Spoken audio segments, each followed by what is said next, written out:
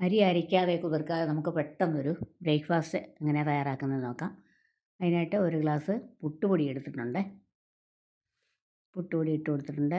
അതിലേക്ക് ചൂടുവെള്ളം, ഒരു ഗ്ലാസ് പുട്ടുപൊടിക്ക് ഒരു ഗ്ലാസ് വെള്ളമാണ് എടുത്ത് വെച്ചിരിക്കുന്നത്. കുറേശ്ശെ തളിച്ച് നമുക്ക് നനച്ചെടുക്കാവുന്ന. ഉപ്പ് ചേർക്കണം.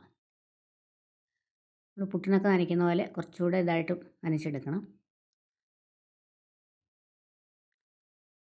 ഒന്നിച്ച് വെള്ളം ഒഴിക്കരുത്, കുറേശ്ശെ കുറേശ്ശെ വെള്ളം ഒഴിച്ച് ഇതുപോലെ ആക്കി എടുക്കണം.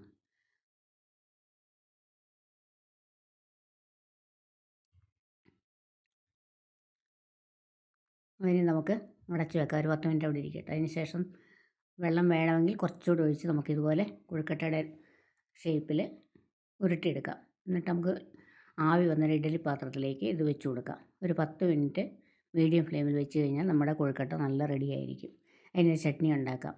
കടല, ഉള്ളി, മുളക്, കരിവേപ്പില എല്ലാം ഇട്ട് നമുക്കിതൊന്ന് വഴറ്റി അല്പം തേങ്ങയും കൂടെ ചേർത്ത് ചൂടാക്കി,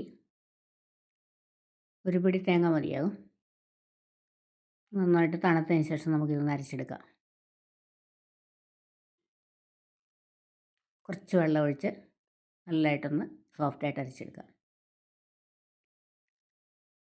ഡിഫറൻ്റായിട്ടുള്ളൊരു നല്ലൊരു കുറച്ച് വെള്ളം ഉപ്പും കൂടി ഇട്ടിട്ടുണ്ട്. അത് അരച്ചെടുത്തിട്ടുണ്ട്. നമ്മുടെ കൊഴുക്കട്ട 10 മിനിറ്റ് കഴിഞ്ഞു.